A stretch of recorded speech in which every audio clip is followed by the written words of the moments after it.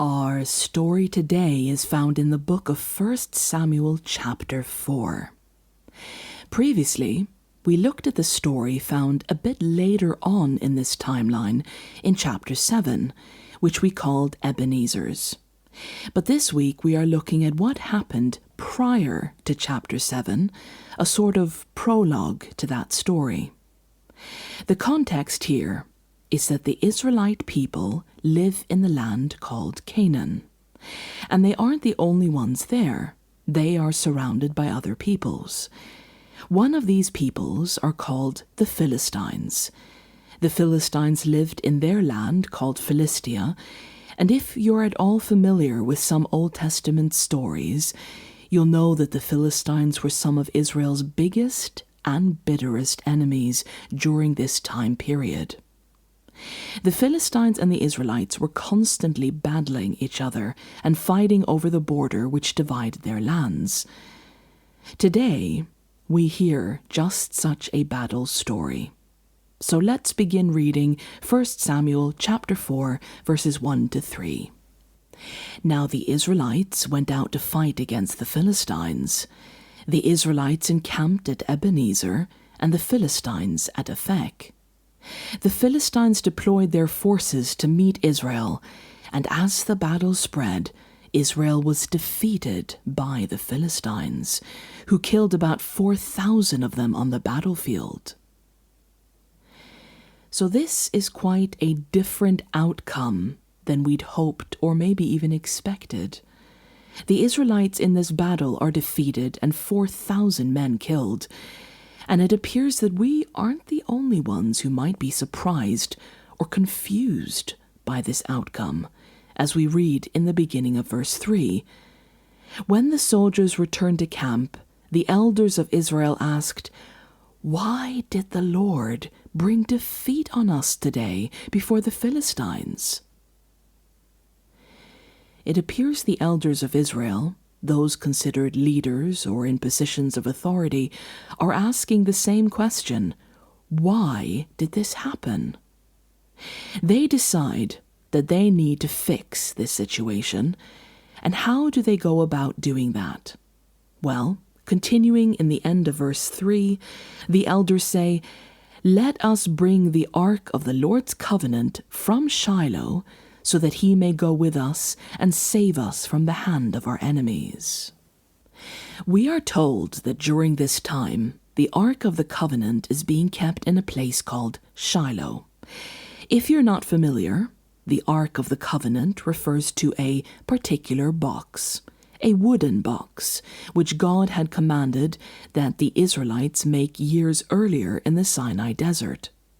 Inside this box was kept stone tablets on which was written the terms or promises of God's covenant relationship with the Israelite people.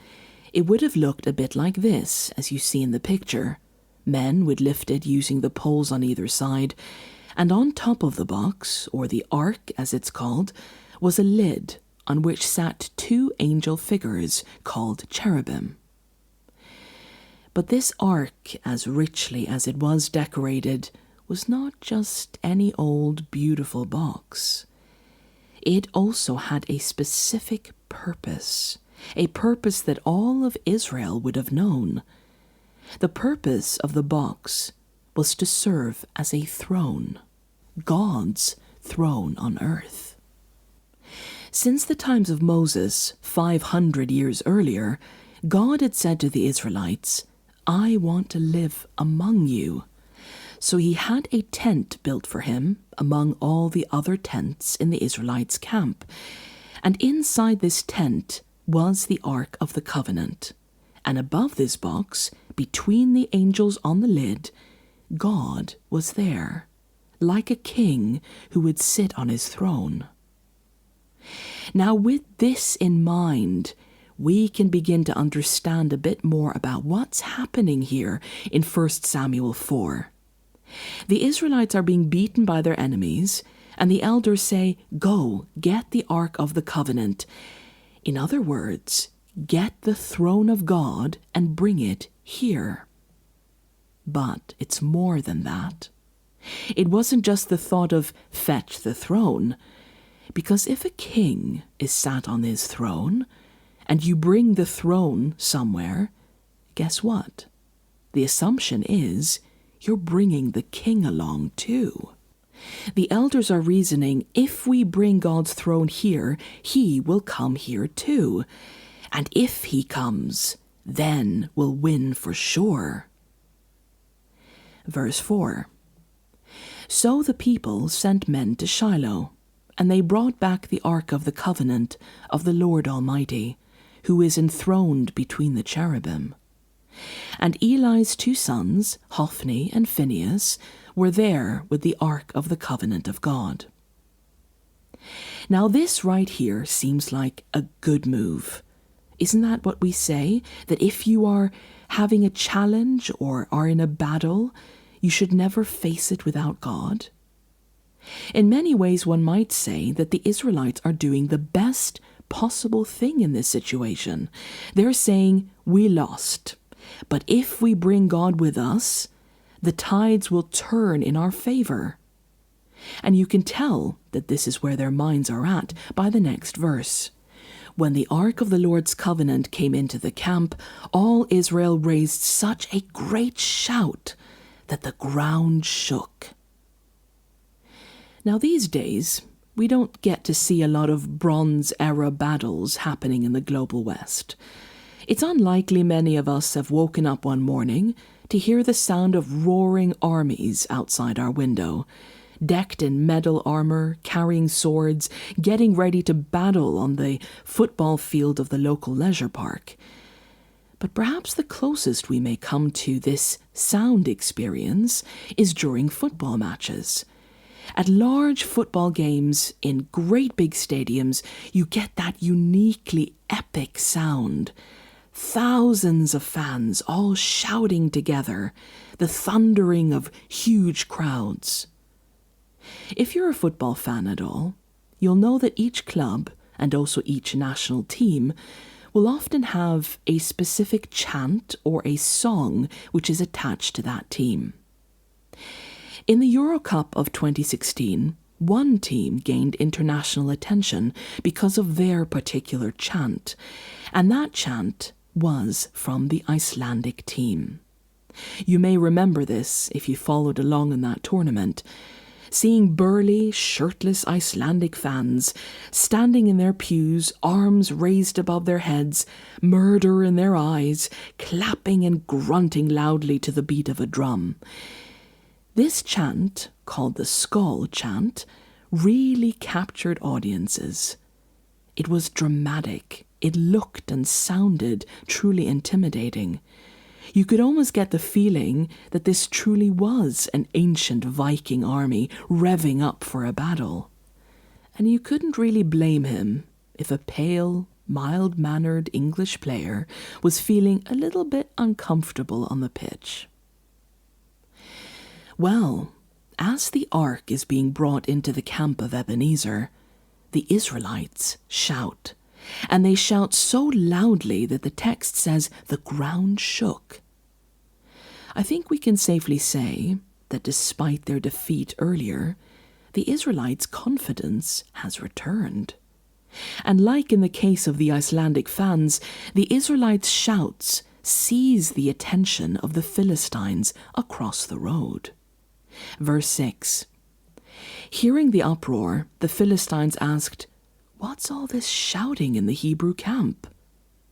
When they learned that the ark of the Lord had come into the camp, the Philistines were afraid. "A god has come into the camp," they said. "Oh no, nothing like this has happened before. We're doomed. Who will deliver us from the hand of these mighty gods? They are the gods who struck the Egyptians with all kinds of plagues in the wilderness.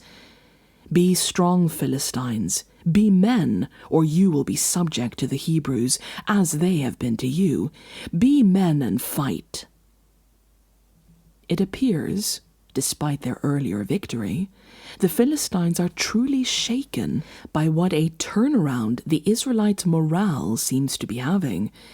They don't sound like defeated men. The Philistines are having to psych themselves up as fear sets in. And interestingly, they seem to have heard about Israel's run-in with Egypt. The legend of the Israelites' deity, or deities, which fought for them, seemed to have survived even 500 years after the Exodus. Well, this story appears to be turning around. Let's see what happens next.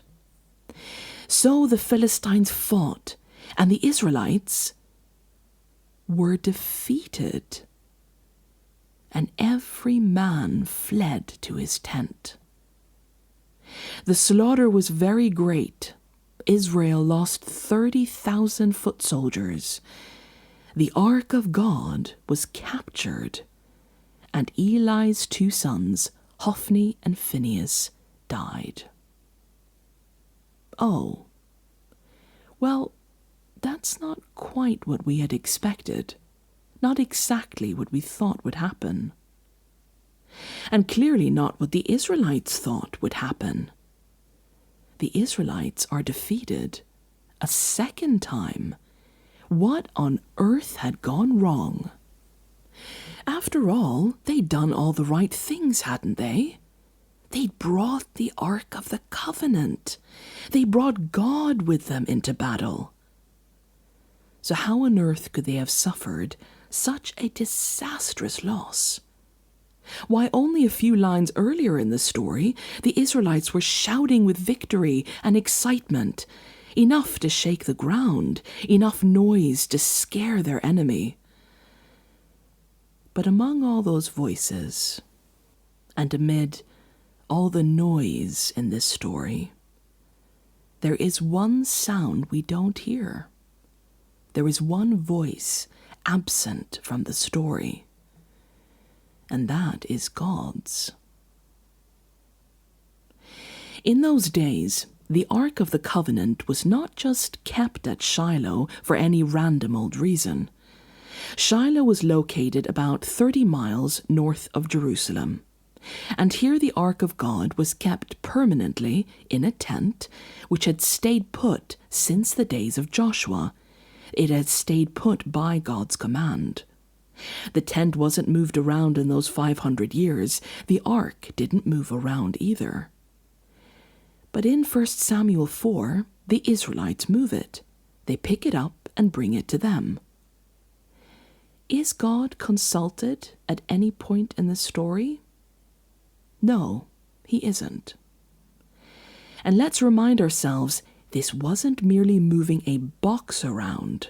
This was an attempt to move God around. One might say it was an attempt to box the presence of God himself and bring him to wherever suited the people, to carry him around where you want him to go. And at no point is God asked, consulted, or even talked to. He's just picked up like some good luck talisman and carried onto the battlefield. In this story, despite appearances, we actually don't find the Israelite army going to God and asking him for help. Instead, what we find is the Ark of the Covenant being treated a bit like a lucky rabbit's foot. This will bring us good luck. Nobody even talks to God. They just pick up his throne and say, right, you're coming with us, and you will act as we please, go where we say, and fight the way we want you to. In other words, that day, the Israelites assumed that it was possible to manipulate and control God, and that they could do so by controlling the box which he had chosen to use as a throne on earth. They assumed that having God's box there meant, by default, that they had his alliance and his cooperation. The Israelites thought they had God contained, a God in a box. That is the first thing which stands out in this story. And the second thing is who brings the ark to the camp. End of verse 4. Eli's 2 sons, Hophni and Phinehas, were there with the Ark of the Covenant of God. Now Eli was a priest, high priest in the land. At that time he served before the Ark of the Covenant. He made sacrifices for the sins of the people at Shiloh. And he had 2 sons who also served in the tabernacle and before the ark. Eli's sons are mentioned as accompanying and perhaps even carrying the ark to the battlefield at Ebenezer. This is unsurprising considering it was their job, their charge, to oversee the tabernacle service before the ark. This detail can seem unimportant. The mention of these 2 characters can seem arbitrary. But Eli's 2 sons have popped up earlier in 1 Samuel chapter 2, from verse 12, where they are described as following: scoundrels, adulterers and sexually exploiting women, and the meat of the animal sacrifices, which was being offered for the people's sins, Hophni and Phinehas would treat as their own personal snack. They'd come by and say, "Give us the meat to eat." And if the priest who was doing the sacrifices said, "No, wait until it is cooked," then Eli's sons would say, "Give it to us or we'll take it by force." So we can add violent to the list. In short, Eli's sons had no respect for the service of the priests or for the presence of God in the tent. And now they are the ones carrying God's throne with them. On the surface level, at first glance, this story appears one way, to be about the people's faith in God. But as we start to look closer, one thing after another seems to be not right. The closer we look, the more rotten it appears. In summary, God and his throne is being treated with no honor, not even basic respect. The Israelites think God is a lucky charm that can be controlled, and it all ends in disaster, which comes to a pinnacle when we read in verse 11, "And the ark of God was captured." Not only does Israel suffer a great military defeat, but the Ark of the Covenant is taken. Chapter 5, verse 1. After the Philistines had captured the Ark of God, they took it from Ebenezer to Ashdod. The Philistines take the ark into their land of Philistia. Now to the Israelites, this was not a temporary defeat. This was an ultimate defeat. Why? Because as we've established, the Ark of the Covenant is not just any old box. It's not just a box containing a document. It is the throne of God above which God's presence lives. And so in the Hebrew mindset, if the ark is taken, then God is no longer in Israel. He has gone away. No worse, he has been taken away. When word of this gets back to Eli, the shock for him is very great. And his daughter-in-law, who also hears the news, goes into early labor and calls her newborn son Ichabod, which means the glory has departed. The word in Hebrew for glory is Shekinah. Shekinah is a word used to describe the presence of God. This is because God's presence is his glory. His glory is his presence. But now the Shekinah has departed from Israel's land. God has been kidnapped. Again, in the mind of the Israelites, this meant ultimate defeat, because it wasn't just a matter of them being beaten by an army. Their God has been captured. And no God who is truly powerful and supreme gets kidnapped by mortals, taken by enemies. This would signify to the Israelites and to the Philistines that not only was the Israelite army defeated, but the Israelite God had been defeated. For surely no God who is truly powerful and supreme can be taken anywhere against his will. In Philistia, there are 5 big cities, and one of these cities was called Ashdod. It is here, to Ashdod, that the ark is brought. Then they carried the ark into Dagon's temple and set it beside Dagon. God's kidnappers brings his ark into Dagon's temple. Now Dagon was one of the gods of the Philistines. He was the god of grain. And by default, he was an important god because grain means food and implies fertility and life. This right here is the ultimate power move. The Philistines are saying, not only is the Israelite God defeated, but we will put him before our God, Dagon, the god of grain. This wasn't to say we put them next to each other like equals. It was an intentional act of humiliation. Here, Hebrew God, bow down before our God, who is clearly your superior. Watch as we worship your rival in his temple. Now the Israelites may have treated their God with disrespect, dishonoring the place he lived, his sacrifices, and carrying him about against his will by 2 adulterous idolaters.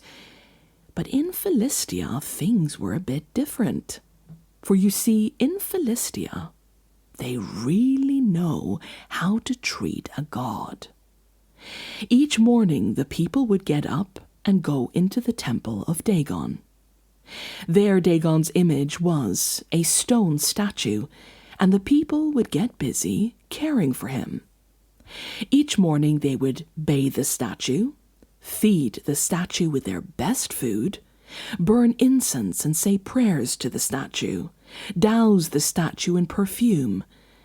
It was like a 5-star spa in there. Unbridled luxury, no expense denied, no devotion withheld.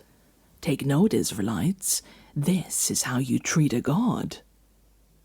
Well, it's a good day in Philistia. They've just had a huge victory, and the people of Ashdod must have woken up with a smile on their faces and a spring in their step. And of course, they're going to take extra good care of Dagon today, in thanks for his help in battle. And as was customary, they go to the temple of Dagon to give him his manicure and his continental breakfast. But lo and behold, something has happened during the night. When the people of Ashdod rose early the next day, there was Dagon, fallen on his face on the ground before the ark of the Lord. They took Dagon and put him back in his place. Oh, that's odd. How could this have happened? Well, let's just pop him back in his place, give him a good dusting off, and we'll have Dagon shined and fed in no time. But the following morning when they rose, there was Dagon, fallen on his face on the ground before the ark of the Lord. His head and hands had been broken off and were lying on the threshold. Only his body remained. That is why to this day neither the priests of Dagon nor any others who enter Dagon's temple at Ashdod step on the threshold. The first morning's unfortunate events may have seemed like a freak accident. But the second morning, the citizens of Ashdod find Dagon has again fallen on his face in front of the ark. And this time his head and hands are broken off. Imagine their horror at this sight. In their eyes, their God is found to be prostrated before the ark, and therefore is seen as being discovered worshipping or submitting himself to the God of the Israelites. This would have been extremely puzzling and disturbing. Why? Because in their eyes, Dagon had just defeated the Israelites' God in battle. Otherwise, how could they have captured the ark? But why was Dagon now worshipping his defeated enemy? And the shamefulness of this doesn't stop there, because as we read, the people of Ashdod found that Dagon's statue's head and hands were broken off. In the ancient Near East, the hands and the head were the most important and most honourable parts of the body. When it came to executions, a beheading was viewed as the least honourable death, and the removal of hands was extremely shameful. So not only is Dagon bowing down to his enemy, but he has been beheaded and dehanded.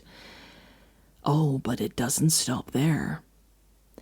We read in the text that his broken off head and hands are not lying with his body inside the temple, but are lying on the threshold of the temple. Now, a threshold refers to that piece of wood at the bottom of a door arch. You step over a threshold to enter a room. And in those days, outside of Israel, something called threshold sacrifices were very common practices. A threshold sacrifice worked like this. A small bowl would be carved into the threshold of ancient homes or temples, and when an important guest was going to come and visit that house or that temple, an animal would be sacrificed on the threshold. The blood of the animal would fill the bowl in the threshold, and this would signal respect and honour to the visitor.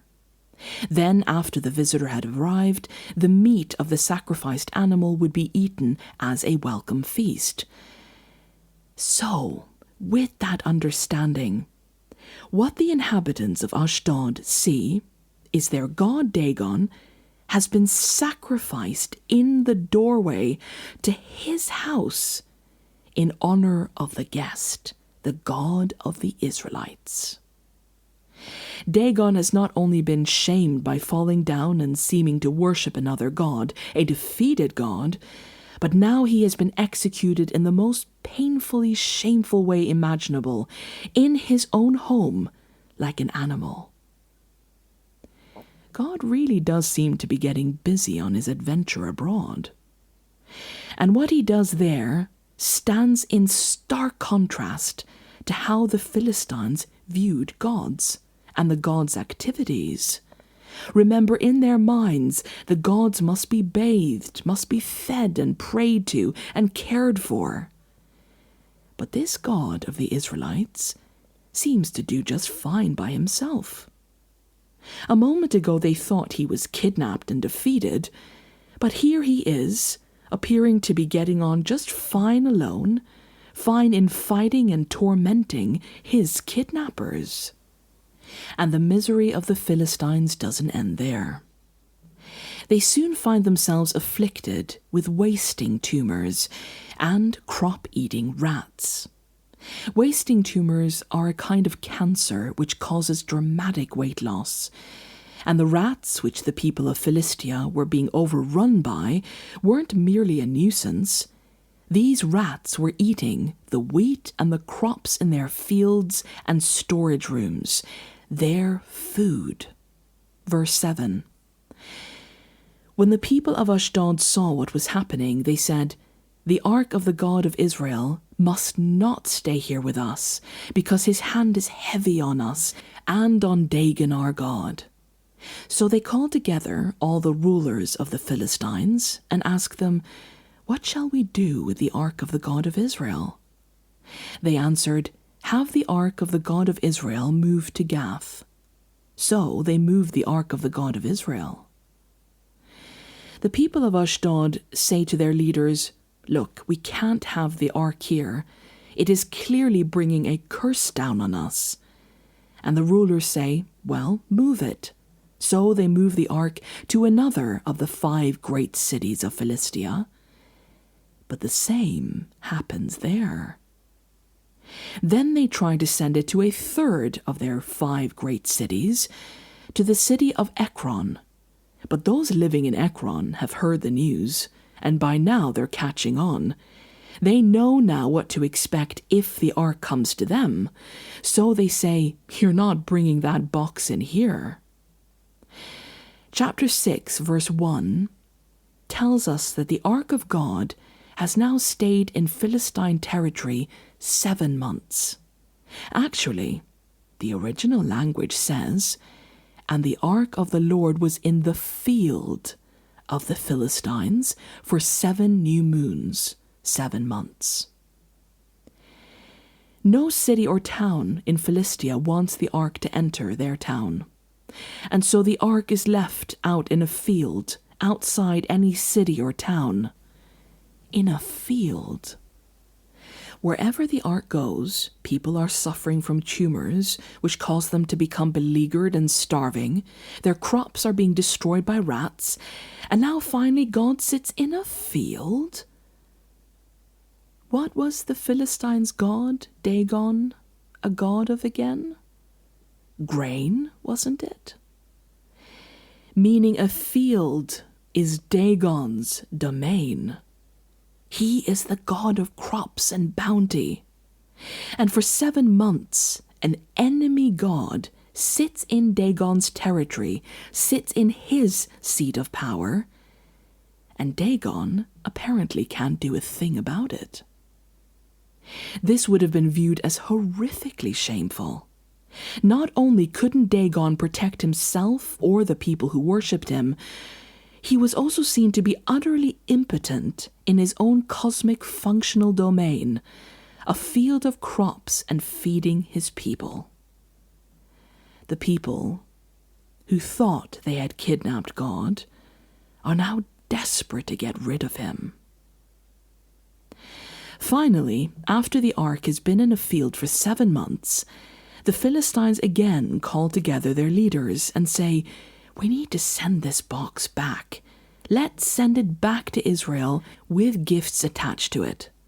And the Philistines say, "Perhaps he," that is God, "will lift his hand from you and your gods and your land.